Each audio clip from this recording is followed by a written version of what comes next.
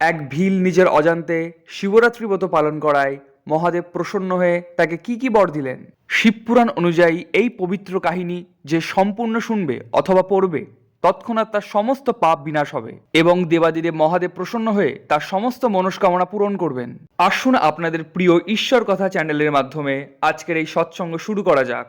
অনেক আগেকার কথা, এক বনে এক ভিল বাস করত। তার নাম ছিল গুরুদ্রুহ। তার পরিবারে অনেক লোক ছিল। সে বলবান এবং নিষ্ঠুর প্রকৃতির হওয়ায় নিষ্ঠুর কর্মেও তৎপর থাকত। প্রত্যেক দিন সে বনে গিয়ে মৃগবধ করত এবং সেখানেই থেকে নানা প্রকার চুরিচামারি করত।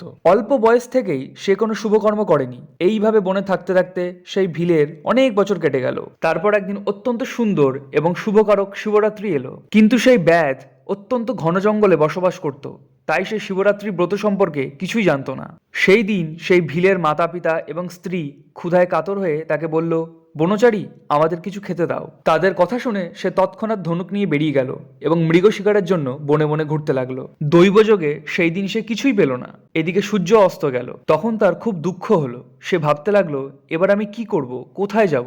আজ তো কিছুই পেলাম না। ঘরে যে বাচ্চারা আছে, মা বাবা স্ত্রী আছে, তাদের কি হবে? সুতরাং আমাকে ঘরে কিছু নিয়ে যেতেই হবে, অন্যথা নয়। এই ভেবে ব্যাদ একটি জলাশয়ের কাছে গেল আর জলে নামার ঘাটের কাছে অপেক্ষা করতে লাগলো। সে মনে মনে চিন্তা করছিল, এখানে কোনো না কোনো জীব জলপান করতে অবশ্যই আসবে, তখন তাকে মেরে প্রসন্ন মনে ঘরে নিয়ে যাবে। এই ভেবে সেই ব্যাধ একটি জলের পাত্র নিয়ে বেলগাছের ওপর উঠে বসলো। তার মনে শুধু এই চিন্তাই ছিল যে কখন সেখানে কোনো প্রাণী আসবে এবং কখন তাকে বধ করবে। সেই প্রতীক্ষায় সে ক্ষুধা তৃষ্ণায় কাতর হয়ে সেখানে বসে থাকলো। রাতের প্রথম প্রহরে সেখানে এক তৃষ্ণার্ত হরিণী এসে জোরে জোরে জলপান করতে লাগলো। সেই মৃগীকে দেখে ব্যাধ খুব আনন্দিত হলো এবং তাকে মারার জন্য তাড়াতাড়ি তৈরি হতে লাগলো। এটা করতে গিয়ে তার হাতের ধাক্কায় কিছু জল এবং কয়েকটি বেলপাতা নিচে পড়ে গেল। সেই গাছের নিচে একটি শিবলিঙ্গ ছিল।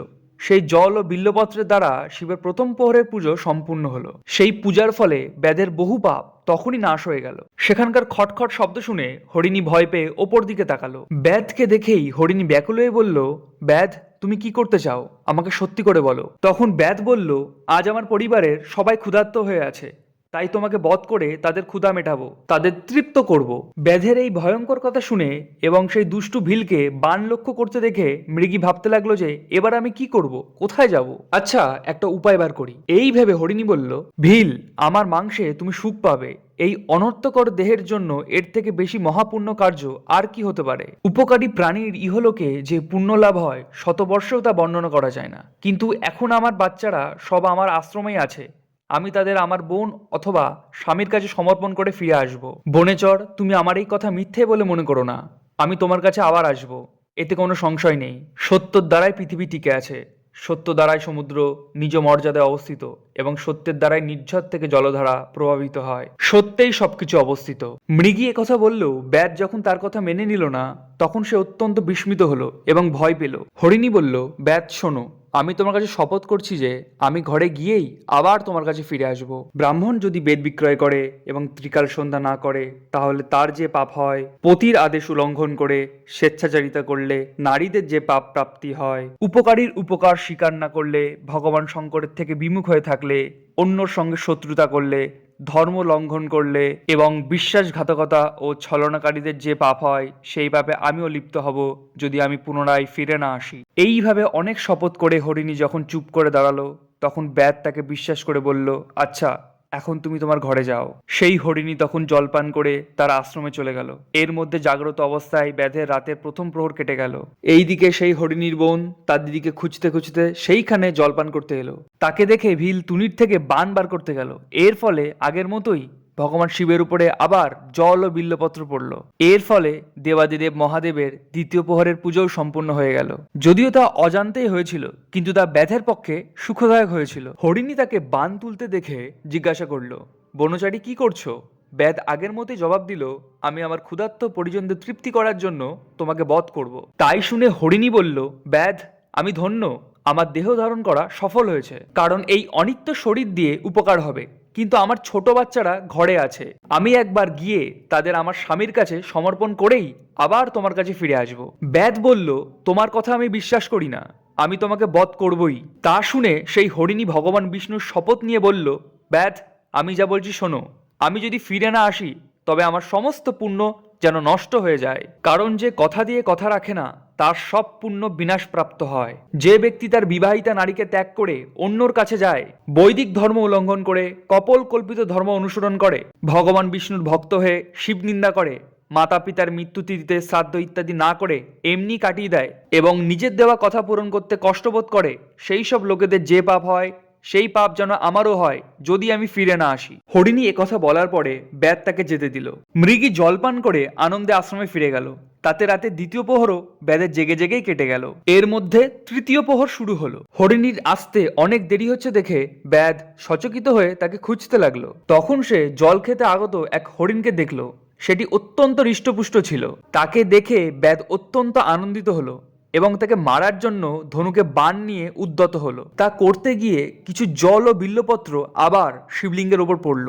সৌভাগ্যবশত এতে ভগবান শিবের তৃতীয় প্রহরের পুজো সম্পূর্ণ হলো। ভগবান এইভাবে তার ওপর নিজ দয়া দেখালেন। পাতা পড়ার শব্দে মৃগ ব্যাধের দিকে তাকিয়ে জিজ্ঞাসা করলো, ব্যাধ তুমি কি করছো? ব্যাধ তখন উত্তর দিল, আমি আমার আত্মীয়দের আহারের জন্য তোমাকে বধ করব। ব্যাধের কথা শুনে হরিণের মনে খুব আনন্দ হলো এবং সে ব্যাধকে বলল, আমি ধন্য, আমার হৃষ্টপুষ্ট হওয়া সার্থক হয়েছে, কারণ আমার শরীরে আপনারা তৃপ্ত হবেন। যার শরীর পরোপকারের কাজে আসে না তার সবকিছু ব্যর্থ হয়। যার সামর্থ্য থাকলেও কারো উপকার করে না তার সেই সামর্থ্য বৃথা নষ্ট হয়। কিন্তু আমাকে একবার যেতে দাও, আমি আমার বাচ্চাদের তাদের মায়ের কাছে সমর্পণ করেই আবার এখানে ফিরে আসব। তার কথা শুনে ব্যাদ মনে মনে বড় বিস্মিত হলো। তার হৃদয় কিছুটা শুদ্ধ হয়ে গিয়েছিল, তার সমস্ত পাপ বিনষ্ট হয়ে গিয়েছিল।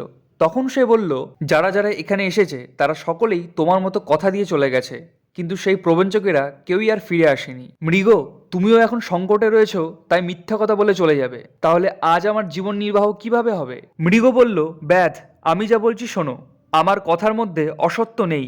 সমগ্র চরাচর ব্রহ্মাণ্ড সত্যের ওপরেই প্রতিষ্ঠিত।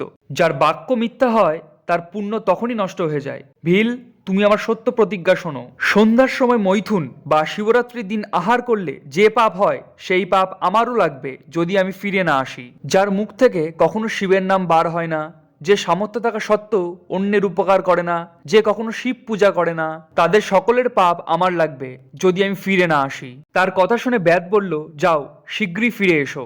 ব্যাধের কথা শুনে মৃগ জলপান করে চলে গেল। তারা সকলে আশ্রমে মিলিত হলো। তিনজনই প্রতিজ্ঞাবদ্ধ হয়েছিল। নিজেরা একে অন্যর কথা ভালোভাবে শুনে তারা স্থির করলো সেখানে অবশ্যই যাওয়া উচিত। এই রূপ স্থির করে তারা তাদের বাচ্চাদের আশ্বস্ত করে সকলে সেখানে যাওয়ার জন্য উদ্যত হলো। সেই সময় জ্যেষ্ঠা হরিণী তার স্বামীকে বলল, স্বামীন, আপনাকে ছাড়া বালকেরা এখানে কিভাবে থাকবে? আমি ওখানে প্রথমে প্রতিজ্ঞা করেছি, তাই শুধু আমারই যাওয়া উচিত। আপনারা দুজন এখানেই থাকুন। তার কথা শুনে কনিষ্ঠা হরিণী বলল, ভগিনী, আমি তোমার সেবিকা, তাই আজ আমি ব্যাধের কাছে যাচ্ছি, তুমি এখানে থাকো। এ কথা শুনে মৃগ বলল, আমি সেইখানে যাচ্ছি, তোমরা দুজন এখানে থাকো, কারণ মায়ের দ্বারাই শিশু রক্ষা হয়ে থাকে। স্বামীর কথা শুনে দুই হরিণী ধর্মের দৃষ্টিতে তা স্বীকার করল না। তারা দুজনে তাদের পতিকে বলল, প্রভু, পতি বিনা এই জীবন ধিক্কার। তখন তারা সকলে বাচ্চাদের সান্ত্বনা দিয়ে তাদের প্রতিবেশীদের কাছে সমর্পণ করে নিজেরা সেই স্থানে গেল। সেইখানে ব্যাধ তাদের প্রতীক্ষায় বসেছিল। তাদের যেতে দেখে তাদের বাচ্চারাও তাদের পিছন পিছন গেল। তারা ঠিক করেছিল যে আমাদের মাতা পিতার যে গতি হবে তা আমাদেরও হোক। তাদের সকলকে আসতে দেখে ব্যাধ অত্যন্ত আনন্দিত হলো। সে ধনুকে বাণ চড়ালো। সেই সময় আবার জল ও বিল্লপত্র শিবের উপর পড়ল। তাতে শিবের চতুর্থ প্রহরেরও শুভ পুজো সম্পূর্ণ হয়ে গেল। ব্যাধের সমস্ত পাপ তৎক্ষণাৎ ভস্ম হয়ে গেল। এর মধ্যে দুই হরিণী ও সেই হরিণ বলে উঠল, ব্যাধ শিরোমণি, শীঘ্র কৃপা করে আমাদের শরীরকে সার্থক করো। তাদের কথা শুনে ব্যাধ অত্যন্ত বিস্মিত হলো। শিব পূজার প্রভাবে তার দুর্লভ জ্ঞান লাভ হয়েছিল। সে ভাবল, এই জ্ঞানহীন মৃগগুলি পশু হয়েও ধন্য, কারণ তারা নিজেদের শরীর দ্বারাই পরোপকারে ব্যাপিত হয়েছে। আমি মনুষ্য জন্ম লাভ করেও কোন পুরুষত্ব সাধন করেছি? অন্যের শরীরকে কষ্ট দিয়ে নিজের শরীর পোষণ করেছি। প্রতিদিন নানা পাপ করে নিজ আত্মীয়দের পালন করেছি। হায়, এমন পাপের ফলে আমার কি গতি হবে? জন্ম থেকে আজ পর্যন্ত আমি যত পাপ করেছি এখন আমার সেসব স্মরণ হচ্ছে। এইভাবে জ্ঞান সম্পূর্ণ হয়ে ব্যাধ তার বাণ সংহত করে বলল, শ্রেষ্ঠ মৃগগণ, তোমরা যাও, তোমাদের জীবন ধন্য। ব্যাধ এই কথা বলায় ভগবান শঙ্কর তখনই প্রসন্ন হয়ে গেলেন এবং ব্যাধকে তার সম্মানিত ও পূজিত স্বরূপ দর্শন করালেন। তারপর কৃপাপূর্বক তার শরীর স্পর্শ করে প্রেম সহকারে বললেন, ভিল, আমি তোমার ব্রতের দ্বারা প্রসন্ন হয়েছি। বর চাও। ব্যাধ ভগবানের সেই রূপ দেখে তখনই জীবমুক্ত হয়ে গেল এবং আমি সবকিছু পেয়ে গিয়েছি বলতে বলতে তার চরণে গিয়ে পড়ল। তার এই ভাব দেখে ভগবান শিবও মনে মনে অত্যন্ত প্রসন্ন হয়ে তাকে গুহক নামে সম্বোধন করে কৃপা দৃষ্টিতে অবলোকন করে তাকে দিব্য বর প্রদান করলেন। শিব বললেন, ব্যাধ, আজ থেকে তুমি শৃঙ্গবের পুরে উত্তম রাজধানীর আশ্রয়ে দিব্য ভোগ উপভোগ করো। তোমার বংশ নির্বিঘ্নে বৃদ্ধিপ্রাপ্ত হবে, দেবতাগণও তোমার প্রশংসা করবেন। ব্যাধ, আমার ভক্তদের ওপর স্নেহকারী ভগবান শ্রীরাম একদিন অবশ্যই তোমার গৃহে পদার্পণ করবেন এবং তোমার সঙ্গে মিত্রতা করবেন। তুমি আমার সেবায় মন লাগিয়ে দুর্লভ মোক্ষ লাভ করবে। সেই সময় ওইসব হরিণ ভগবান শঙ্করকে দর্শন ও প্রণাম করে মৃগজন্ম থেকে মুক্ত হয়ে দিব্য দেহ ধারণ করে বিমানে বসে শিবের দর্শন লাভ মাত্র সাপ মুক্ত হয়ে দিব্যধামে চলে গেল। তখন থেকে অর্বুদ পর্বতে ভগবান শিব ব্যাধেশ্বর নামে প্রসিদ্ধ হলেন, যাকে দর্শন ও পূজা করলে তখনই ভোগ ও মোক্ষ লাভ হয়। সেই ব্যাধ ওই দিন থেকে দিব্য ভোগ উপভোগ করে নিজ রাজধানীতে বসবাস করতে লাগলো। সে ভগবান শ্রীরামের কৃপা লাভ করে শিবের সাযুজ্য প্রাপ্ত করে। অজান্তে এই ব্রত অনুষ্ঠান করায় তার সাযুজ্য মোক্ষ প্রাপ্তি হয়। তাহলে যে ভক্তি সম্পন্ন হয়ে এই ব্রত করে সে শিবের শুভ সাযুজ্য যে লাভ করবে তাতে তো কিছু বলারই নেই। সম্পূর্ণ শাস্ত্র এবং নানা প্রকার ধর্মের বিষয়ে ভালোভাবে বিচার করে শিবরাত্রি ব্রতকে সব থেকে উত্তম বলা হয়েছে।